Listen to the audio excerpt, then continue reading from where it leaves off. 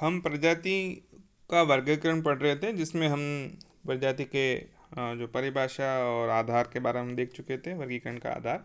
उसमें हम बाह्य लक्षणों को देख चुके थे। अब हम बात करते हैं आंतरिक लक्षणों के बारे में। इसमें तीन प्रकार जो आधार है, तीन आधार है, वो महत्वपूर्ण है। उसमें पहला है सिफिलिक इंडेक्स, दूसरा है सिफिलिक कैपेसिटी और तीसरा है नेसल इंडेक्स। हम इनको तीनों को एक एक करके देखते हैं। काफ़ी इंपॉर्टेंट है, थोड़ा सा समझने वाला पोर्शन है, थोड़ा ध्यान से देखिएगा। सबसे पहला है सिफिलिक इंडेक्स। सिफिलिक इंडेक्स होता क्या है, इसका जो फॉर्मूला दे रखा है वो है सिर की चौड़ाई बटा सिर की लंबाई इंटू 100। ठीक है, सिर की चौड़ाई में सिर की लंबाई का भाग देकर उसको 100 से गुणा करने पर जो वैल्यू प्राप्त होती है उसको ही सिफिलिक इंडेक्स या शिरस्ये सूचकांक या कपाल सूचकांक कहा जाता है। कपाल सूचकांक प्रजातियों के वर्गीकरण का सबसे महत्वपूर्ण आधार है। इसकी बनावट मानव शरीर के अन्य अंगों की अपेक्षा काफ़ी स्थायी होती है। इसका सूत्र की हम बात कर चुके हैं।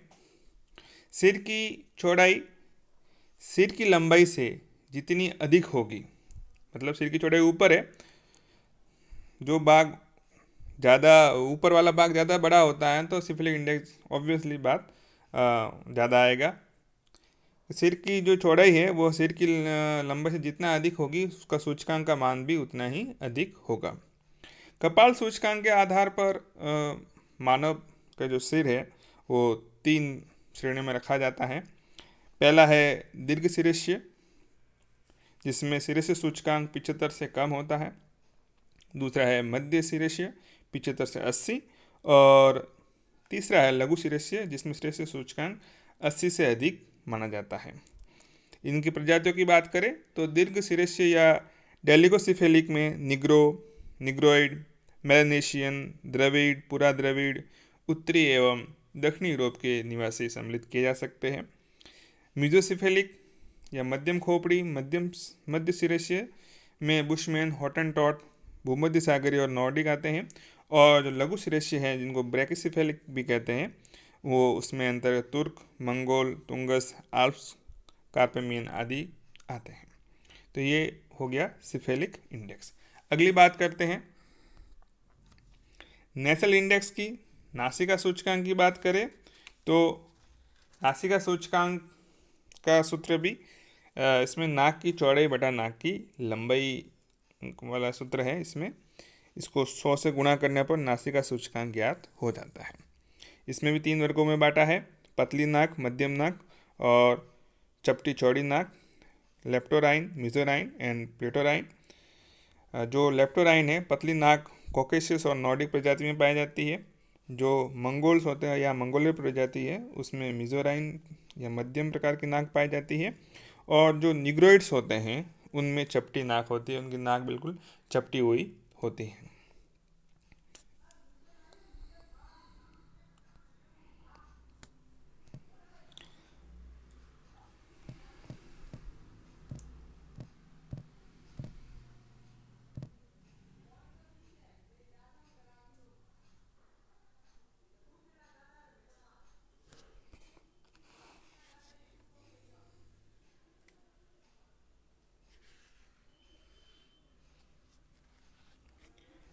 एक आपके पॉइंट रह गया है सिफेलिक कैपेसिटी का। सिफेलिक कैपेसिटी में क्या होता है, कपाल की धारिता कितनी है, कपाल में कितना वॉल्यूम है कपाल का एक्चुअल में।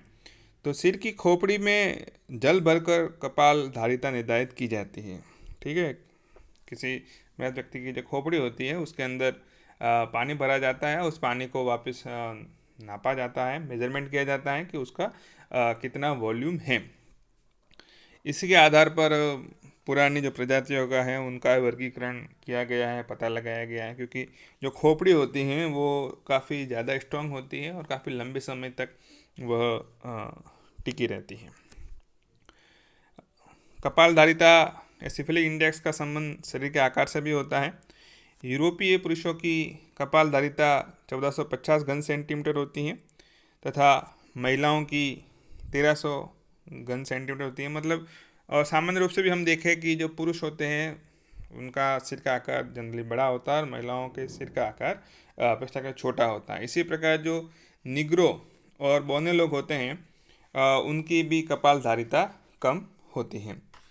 तो ये आपका जो बेसिस हैं आंतरिक जो काफ़ी ज़्यादा महत्वपूर्ण है, इनके आधार पर प्रजातियों का वर्गीकरण किया गया है।